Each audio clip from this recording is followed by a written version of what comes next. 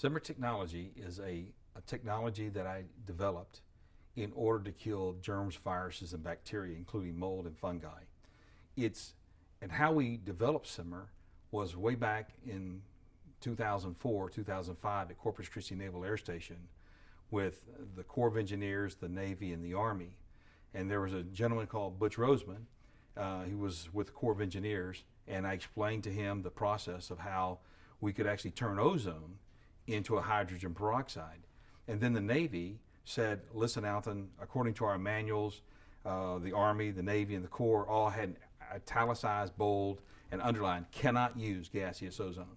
So therefore, they said, you got to stop. And so we stopped, and then Butch said, listen, Alton, if you can come up with another way of making something that will kill all this bad bacteria here, then we will look at it. And so we worked really hard. So we came up with a way of taking the water molecule off of the hydrogen peroxide. So it left it a true gas. It wasn't atomized. It wasn't dehydrated. It wasn't somehow magically turned into something else. We took it and we made it from the relative humidity out of the air. And once we did that, then it was able to penetrate the cell wall of the germs, virus, or microbe, and it actually blew holes in it. So it disintegrated it out. So that when we did our testing there with the Navy and the Army there in Corpus Christi, our counts for mold and fungi and bacteria were always in the single digits. In fact, it was so powerful. In those days, they were just trying to beat outside air.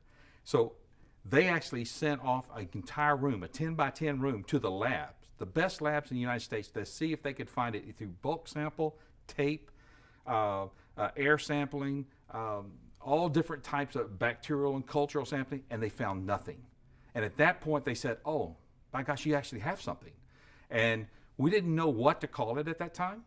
And so later on, we developed a name that said Cimr, which means Cimr stands for Continuous Infectious Microbial Reduction.